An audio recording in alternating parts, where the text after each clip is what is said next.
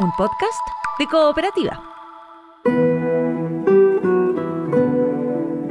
Este es un podcast sobre historias que suceden delante y detrás de la pantalla, sobre las personas que hacen películas, las personas que las ven y las personas que las sueñan.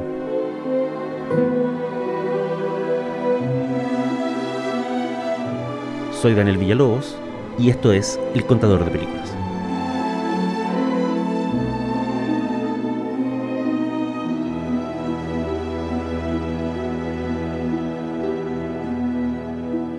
Esto es El Contador de Películas y la historia de hoy se llama El escritor chileno y el cine.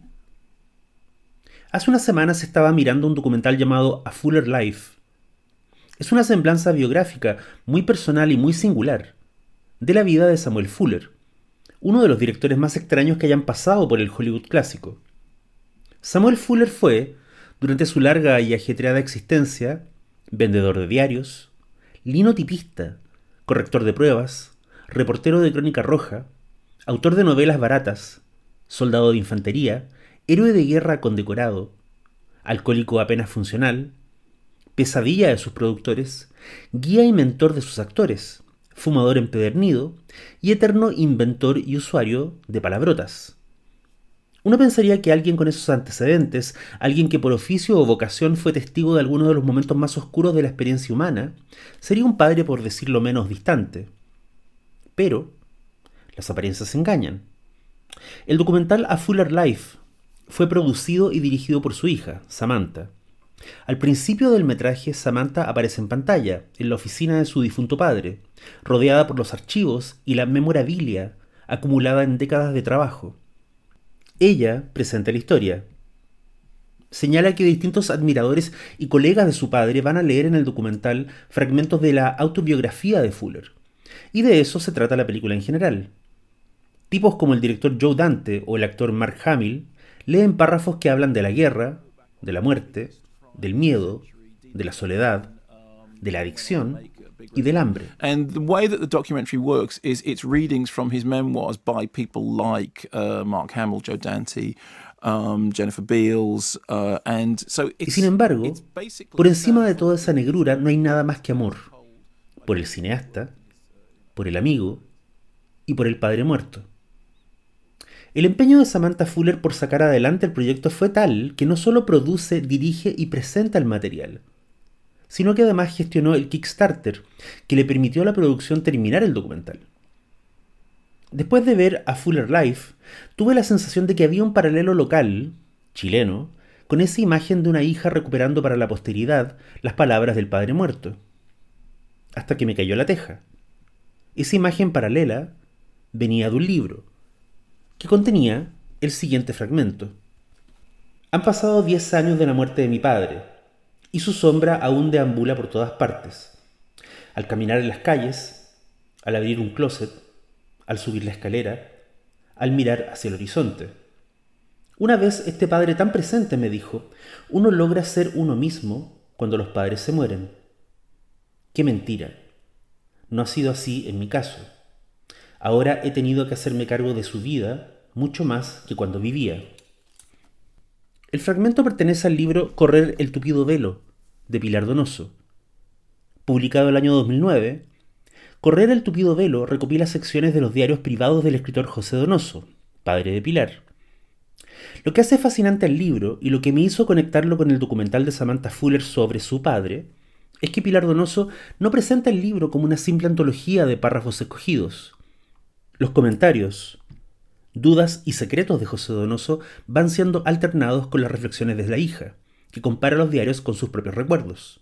Es una edición comentada, donde a veces se hace difícil separar el comentario del texto comentado. En Correr el tupido velo, el José Donoso escritor aparece en guerra permanente con el José Donoso cotidiano, persona corriente, ciudadano de a pie. Su vocación le complica, le causa malestares incluso físicos y lo llena de dudas y culpas respecto a la vida que le está dando a su mujer y a su hija.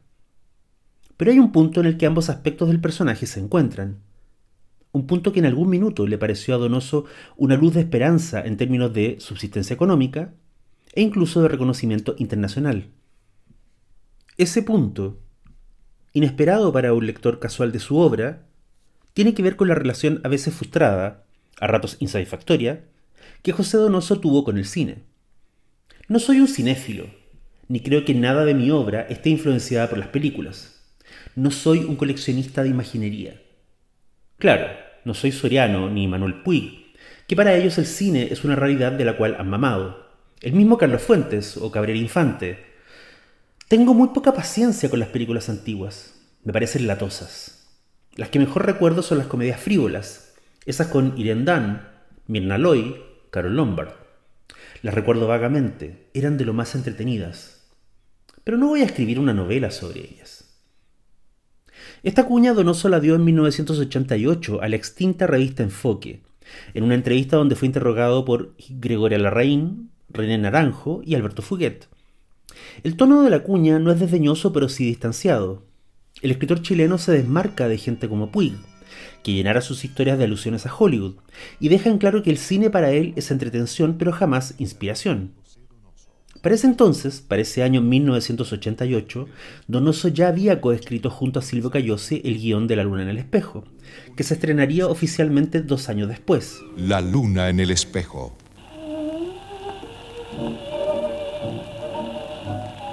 Algún día me voy a sacar una foto en el muelle con todas las gaviotas volando. El mismo Cayosi, en 1983, había dirigido Historia de un roble solo, una adaptación en video de un cuento del escritor. Y es más, según le cuenta a sus entrevistadores, para ese año 1988 Donoso ya tenía en su currículum de creador el haber dirigido en los 70 un documental inconcluso e inédito acerca de Pablo Picasso. O sea, aunque Donoso marcara distancia con gente como Manuel Puig o Soriano, su relación con el cine no era de simple y utilitaria entretención. Y aquí es donde tenemos que movernos a lo largo de la cronología y donde la historia se desplaza en varios sentidos. Por ejemplo, en una entrevista concedida a Juan Andrés Piña para su libro de 1991, Conversaciones con la narrativa chilena, el escritor ahonda en una descripción de su método creativo que no deja mucho lugar a dudas. Siempre me hubiera gustado que Santiago apareciera en mis relatos. Es una verdadera ambición que quizás ha cumplido mucho después, con mi novela La desesperanza. En ese tiempo ya era claro que quería aislar algo del ambiente de Santiago. Por otro lado me interesaba, aunque de una manera inconsciente, pescar lo que se me presentara y que tuviera una forma literaria. En esa época me interesaba mucho la pintura, quizás más que la literatura, y eso se nota en que mis cuentos son cuentos vistos. La sensación narrativa no es de palabras, sino una sensación de una visión cinematográfica. Muchísimo. Una idea plástica de la escritura. En la entrevista con Piña, además, vuelve a 3 de las más famosas anécdotas donosianas. La primera, el momento en que concibe en su cabeza la idea del obsceno pájaro de la noche, un fogonazo audiovisual que no despintaría en una película de Guillermo del Toro. Donoso le dice a Piña: con el tiempo he podido saber que hay una imagen inicial decisiva. Estábamos en la calle conversando con un amigo que me estaba contando una historia. De repente, en una luz roja, paró un automóvil muy lujoso que llevaba en el asiento de atrás a un niño deforme, pero elegantemente vestido, con un chofer de uniforme. La imagen quedó grabada, aunque en el inconsciente. Después, cuando compramos la primera casa y para estrenar mi primera máquina de escribir, me senté frente al papel en blanco sin saber qué escribiría y casi automáticamente comencé a relatar esa escena. La segunda anécdota, claro, tiene que ver con la úlcera que se le rompe mientras hace clases en la Universidad de Colorado en Estados Unidos y que lo lleva a internarse de urgencia en una clínica. Es ahí donde tiene una especie de visión apocalíptica a los Juan de Patmos que además se parece mucho a un plano secuencia. Donoso dice: vi millares de imágenes, escenas de la guerra de Vietnam, donde a mí me sacaban la sangre para abastecer a los soldados, y de vuelta me llegaba sangre cochina que mi cuerpo debía lavar. En mi delirio yo era una especie de máquina que limpiaba la sangre de los combatientes. Vi muchas cosas de muerte y escenas que uno no piensa cuando está bien, y todo eso de alguna manera no temática me entregó una perspectiva que me permitió terminar la novela. Llámele una visión de conjunto. Pienso que ahí también hubo una aceptación de lo irracional, de que las cosas tengan soluciones que no son reales y que ocurren a otro nivel. Y la tercera anécdota, quizás la más icónica, es la petición de un director italiano que le comisiona un guión y termina inspirando su nueva novela. Donoso dice: a mediados de 1973 estábamos en Roma, donde conocí al director de cine Antonioni. A él le había gustado mucho El obsceno pájaro de la noche e incluso pensó hacer una película, pero me dijo que era imposible. Entonces me propuso que con ese tipo de escritura le hiciera un sogghetto, es decir, un guión. Por supuesto que me quedé en las nubes y muy entusiasmado con la idea. De Italia nos fuimos a Polonia. Ahí nos enteramos del golpe de estado en Chile. Volvimos a Calaceite confundidos por la noticia. Estábamos al final del verano y recuerdo que los hijos de Vargas Llosa pasaban sus vacaciones con nosotros. A la hora de la siesta los echábamos a jugar a las calles del pueblo. Pero ellos, en vista de tanta permisividad, no querían irse, sino que también querían dormir siesta. Por supuesto que no dormían nada, y los oía circular por la casa, reírse, inventar juegos, cuchichear. A estas alturas, yo había intentado varias versiones para el guión de Antonioni, pero nada resultaba. Hasta que de pronto cojó todo, es decir, el golpe en Chile, el verano en Calaceite, los niños en la casa. Me olvidé del cine porque estaban naciendo las ideas centrales de Casa de Campo. Mucho antes de esa historia con Antonioni, sin embargo, Donoso ya se había cruzado con gente como Buñuel y Fellini. Incluso, mientras hacía clases en Iowa a mediados de los años 60, había conocido a dos hermanos de mucho talento. Uno de ellos era su alumno y se llamaba Leonard Schrader. Leonard tiene un lugar asegurado en la historia del cine por dos motivos. Primero, por haber adaptado a la pantalla El beso de la mujer araña de Manuel Puig. Y segundo, por haber coescrito con su hermano 3 películas: La Yakuza, Blue Collar y Mishima. Francis Ford Coppola and George Lucas present a new film by Paul Schrader.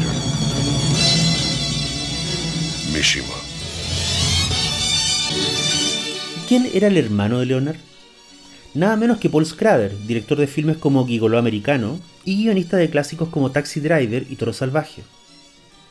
Lo que hace Leonard en 1975 es contactar a Donoso, su viejo maestro, y ofrecerle un trato irresistible: que los dos escriban a 4 manos un guión sobre los últimos años del poeta francés Arthur Rimbaud en África, cuando ya estaba viejo y dedicado al tráfico de armas y de personas. Según relata Pilar en Correr el tupido velo, su padre se entusiasma tanto con el proyecto que incluso se atreve a soñar con la posibilidad de seguir la ruta de gente como Fitzgerald y Faulkner y arrendar su pluma de escritor en Hollywood. Donoso le escribe a su mujer: si el guión cinematográfico pega, si le gusta a los productores, y no hay razón para que no sea así, ya que está dentro de la línea contemporánea del cine de acción y con muy bellas posibilidades para un par de buenos actores, es un carril que debo tomar, que me abre las puertas como guionista de Hollywood, donde trabajando un poco cada año podré ganar dinero en cantidades. Pero no seamos como la lechera y esperemos. En todo caso, esto no significa que dejo mi novela, sino que la interrumpo por 2 meses, para volver después a ser un escritor serio, entre comillas. Como digo, es un carril, pero un carril que me debo a mí mismo y a mi familia. Veremos. Capaz que me haga rico. Pero los dioses del cine son tan veleidosos como los de la literatura. En una comida de escritores en Nueva York, la mismísima Susan Sontag se burla del proyecto de Donoso y le dice a este: ¿acaso no sabes que hace 3 años se hizo en Italia una película con Terence Stamp sobre la vejez de Rimbaud en África y que no la vio nadie? Donoso, nervioso, le pregunta que cómo sabe eso. Porque yo edité esa película, contesta la Sontag. El proyecto Rimbaud muere por un tiempo. Leonard Schrader y Donoso juegan con otras ideas por un breve lapso, entre ellas una biopic de Richard Burton. No el actor, claro, sino Sir Richard Burton, el intelectual, traductor y explorador, que en 1858 lideró una expedición buscando el origen del río Nilo. Donoso y Leonard Schrader consideraron la idea por un tiempo, pero luego la desecharon. Casi 15 años más tarde, de hecho, otro equipo, formado por el director Bob Rafelson y el escritor William Harrison, efectivamente consiguieron llevar la odisea de Sir Richard Burton a la pantalla grande. Su película se llamó Las montañas de la luna. An explorer and a gentleman on a quest to reach a place no civilized man had ever seen. Lo interesante es que durante la estadía de Donoso en Nueva York, el proyecto Rimbaud resucita Y de hecho, como explica Pilar en Correr el tupido velo, su padre no solo termina la primera versión del guión, sino que recupera una vitalidad y un optimismo que le habían sido esquivos hasta entonces. Pero el guión, escrito y todo, no llega a puerto a la hora de producirse. Y así se caen muchos otros acercamientos o tanteos entre sus libros y el cine. Por ejemplo, el interés de Fellini por El obsceno pájaro de la noche, novela que también le llamaba la atención a Luis Buñuel. O lo que apunta Pilar en su libro, que el mismísimo Werner Herzog quiso los derechos para adaptar Casa de Campo. Es más, si le creemos al propio José Donoso, la mayor desilusión de su vida tuvo que ver con el cine.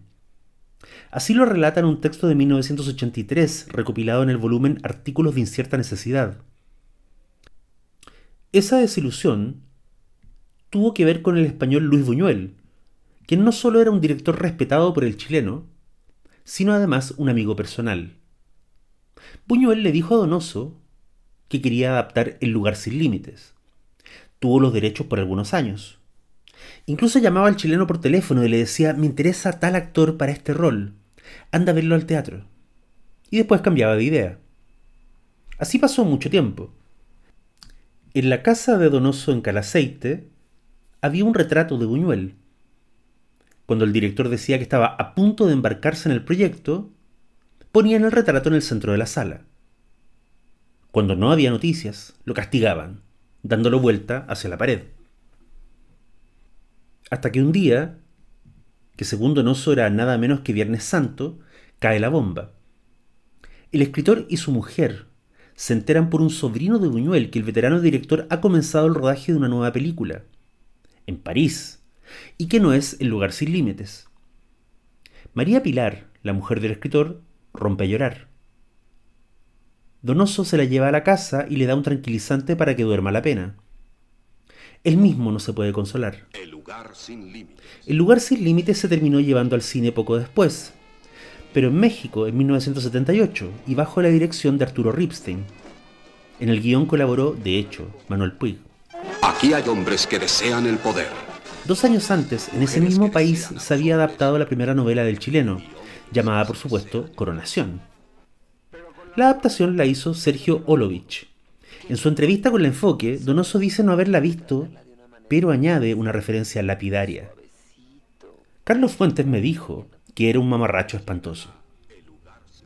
El destino le daría una segunda oportunidad a ese libro, sin embargo. El año 2000, con el escritor ya muerto, Silvio Cayosi volvió al mundo donosiano para adaptar Coronación en Chile, con un elenco local y la participación de Luis Advis en la banda sonora. ¿Cuánta gente hay arriba? 3. Y abajo. El viejo nomás.